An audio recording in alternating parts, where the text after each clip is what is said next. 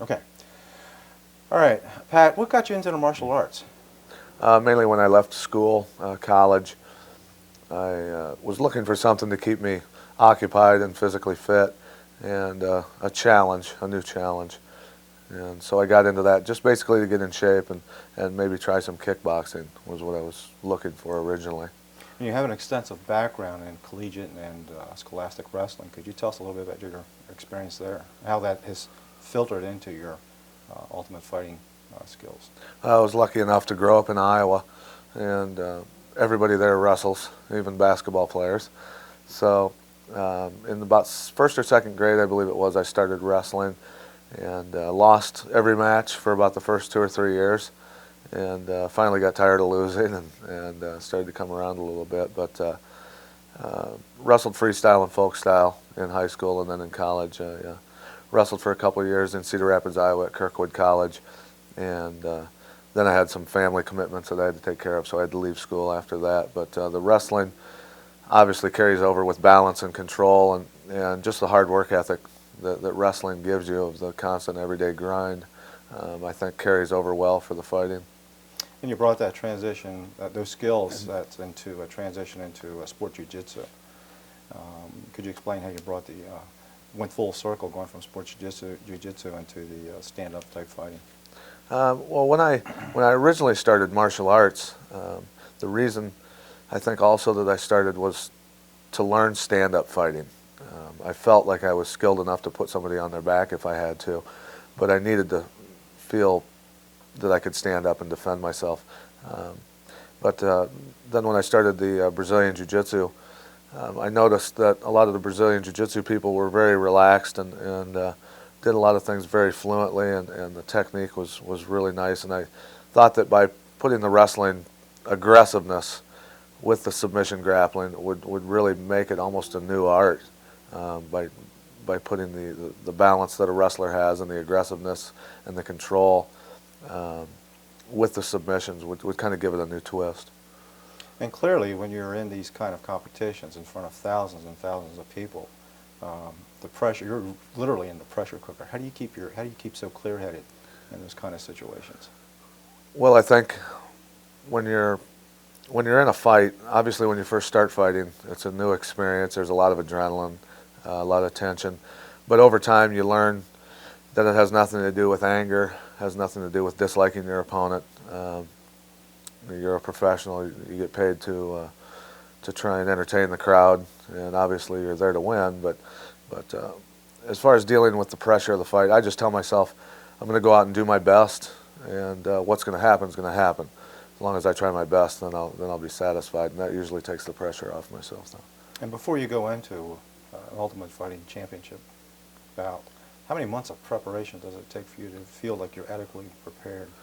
Before you go into the Ultimate Fighting Championship, it's really important. I tell people you need to fight at a lower level and do as many matches as you can, whether it be kickboxing, tough man contests, and then working your way into NHB, lower level amateur, and then professional to get a lot of experience before you get in front of the lights and in the octagon and all the people of the UFC.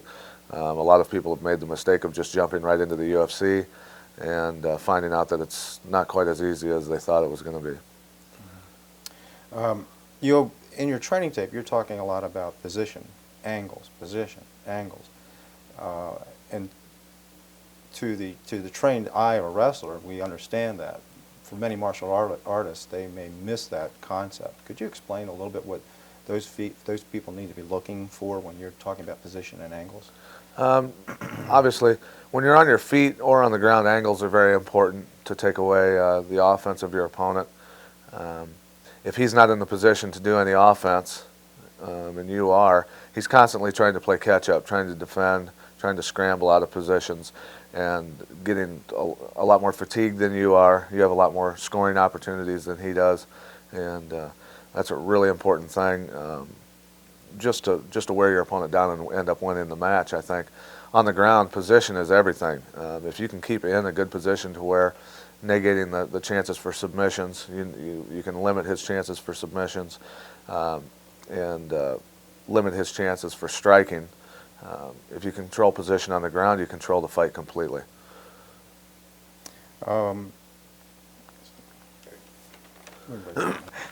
Well, last time we were talking about ears, right? Now, who's got the worst cauliflower ear you've ever seen? Probably Lou or Ed Bannock, huh? Oh yeah, yeah. I remember one of those guys having bad ears. No, not, who's the old coach at the Naval Academy? I mean, he has no ear. I mean, it's just like a hunk of glass, flesh sitting on both sides of his head. Really? And that's all he's got. Reg I'm not sure. Hicks. Yeah? Something like that. He's a NCAA champion from years ago.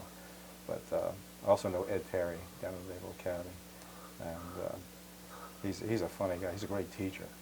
But he comes in, he's got that southern drawl, you know. And he comes in, he doesn't call them takedowns when he works with young kids. And now we're going, now, you know, we do again, a couple hundred push-ups or something like that. Come on, this is nothing. I mean, you guys should be banging these things right out. Yeah. And then I think the biggest payoff I have as for our kids was we're getting developed is getting into off-season wrestling. You know, if they're wrestling year-round, Oh, keep it yeah. moving, keep the competition going. Yeah. Freestyle is great. Pat, what got you? Try it again. There we go. I'm fumbling already. Pat, what got you involved in the martial arts?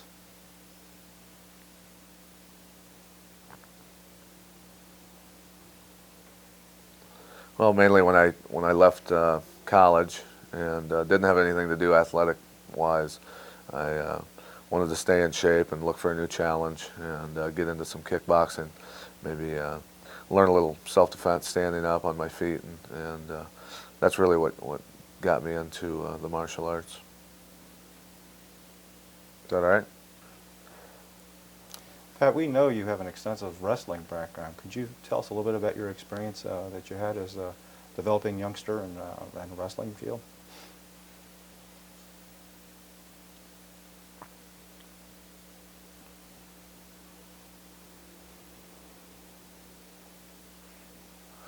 I started wrestling, I suppose, in first or second grade and wrestled all through elementary, middle school, and high school, and then into college for 2 years and did freestyle and folk style wrestling, and never got into any Greco-Roman, but concentrated mostly on folk style and did tournaments during the summer and things like that.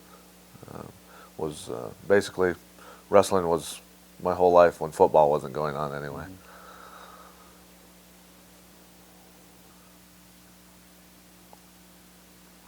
How did you transition from sport jiu-jitsu to fighting?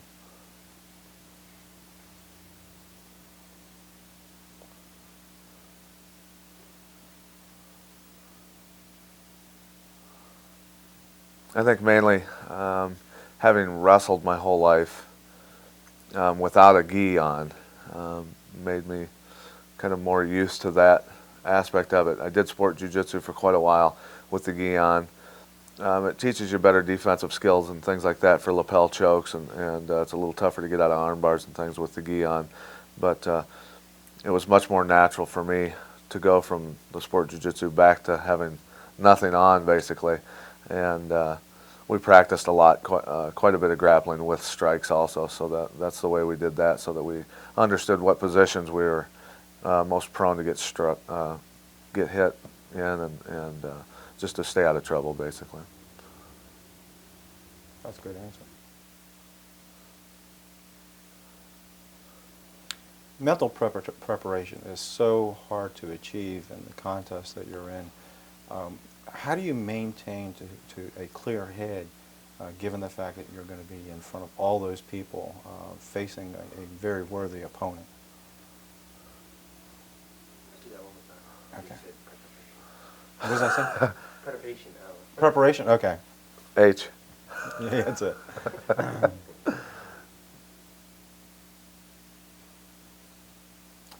Mental preparation is such a critical factor before you go into the octagon or any of the arenas that you fight in, especially knowing that you're going to be in front of all those people, and especially since your opponent is a very worthy and dangerous opponent. How do you stay clear-headed? Well, sorry.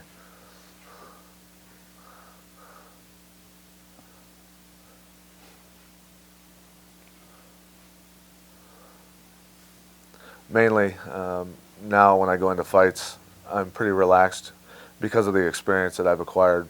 One, through wrestling in front of crowds and being used to, just being in front of big crowds in wrestling, and then working my way through the ranks in fighting and getting a lot of experience in front of smaller crowds and working my way up to the pay-per-view level. I think that helps quite a bit with staying relaxed, and just the experience is really, really important. And also telling myself just to go out and do my best, and knowing that what's going to happen is going to happen, but if I do my best, things are going to usually turn out all right.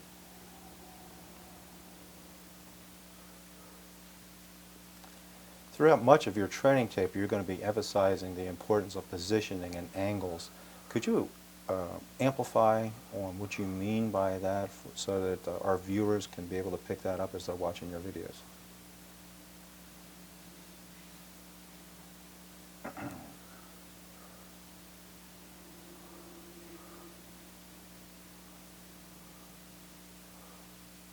I think with angles, whether it be wrestling, fighting, and no-holds-barred boxing, angles and position are very important. One, so that you can land good strikes or get good takedowns, get good submissions, things like that. And also to get your opponent out of position so that he's constantly playing catch-up. If you're always one step ahead of him achieving angles while he's playing catch-up and trying to get himself back into position, you're already ahead of him and changing positions already and getting another angle. So he's constantly behind you, and just trying to keep up with the angles and the positions that you're attaining are wearing him down usually, and eventually he'll make a critical mistake and you can win the fight.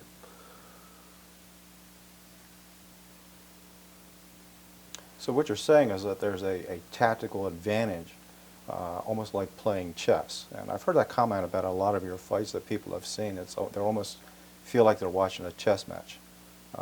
Could you amplify a little bit about some of the tactics that you use in terms of employing a strategy for some of your fights?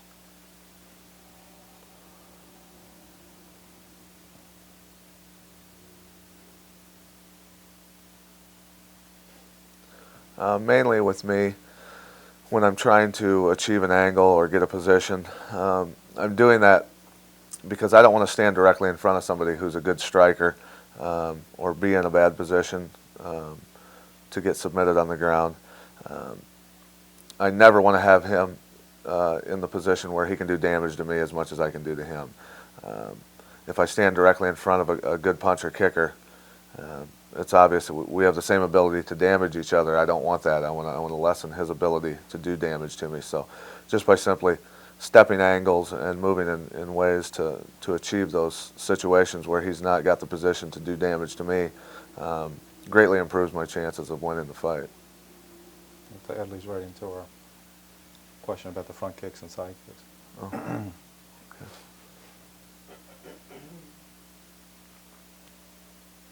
A lot of martial artists that watch the UFC have often made the comments they see very, very few kicks, especially front kicks or side kicks.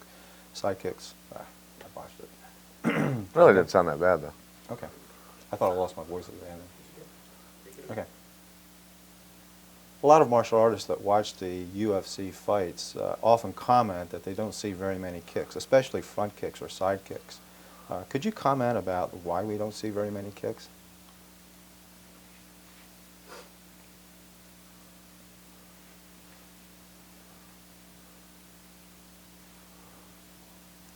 Main reason with front kicks and side kicks, I'll start first with the front kicks.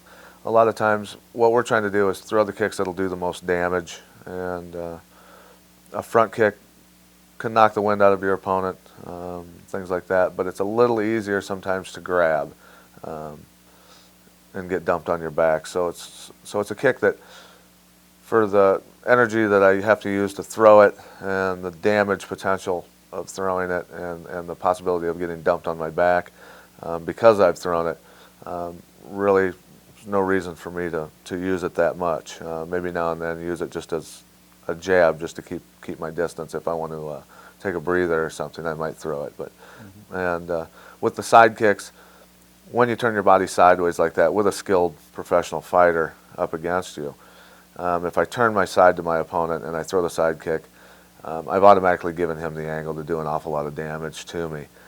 So I try to to make sure never to throw those, just simply because if I do miss the kick and he can close the distance fast, I'm either going to get taken down or I'm going to receive a lot of blows with my body turned sideways, and that's the only offense that I have is a side kick. And once you've thrown one and they close the distance, you're in a lot of trouble. That's be a great answer, because a lot of these guys are going to be, they're going to be really interested in that. Yeah. That's good. That's good. That was a good. There is some talk and controversy throughout the martial arts community about the value of point sparring. And we know that in your training you've also done point sparring. Could you elaborate what value point sparring has had in your development as a no holds barred fighter? I forgot. Yeah, you everybody's been jumping on it.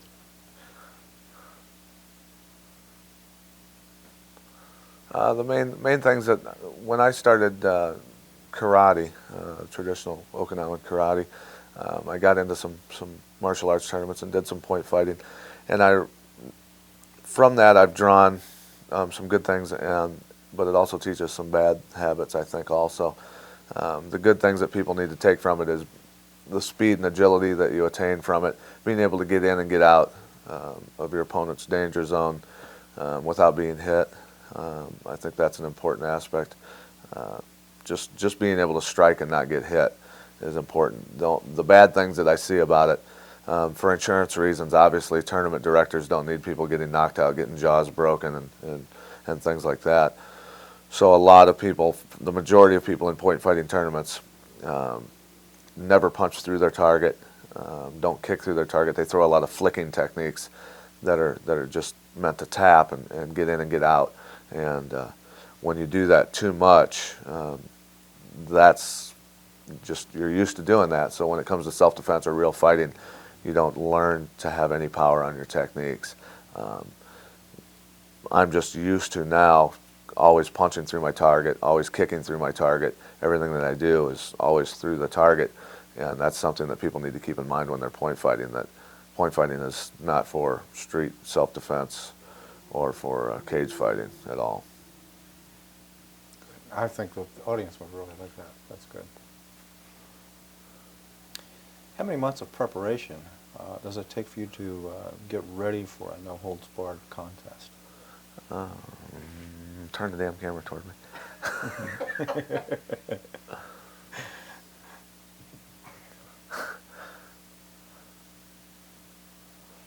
Generally now when I prepare for a fight, it's about an 8-week process.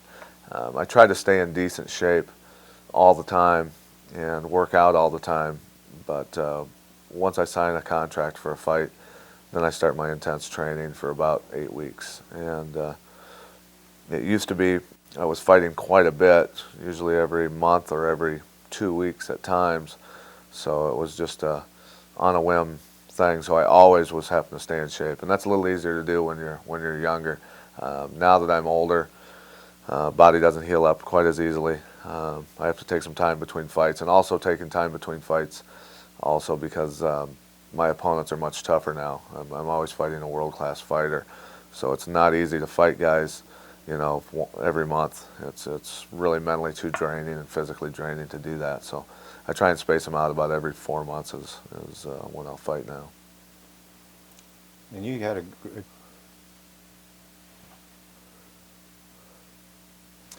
you talk about your preparation for the fights, but you also mentioned that you go through a daily training routine, and I think our audience would be very interested to find out the exercises and drills that you put yourself through on a daily basis.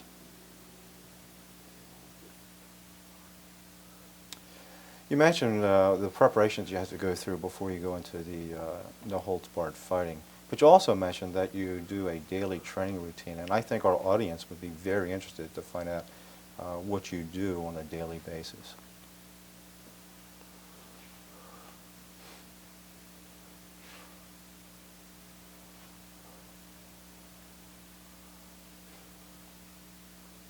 Yeah, that's good.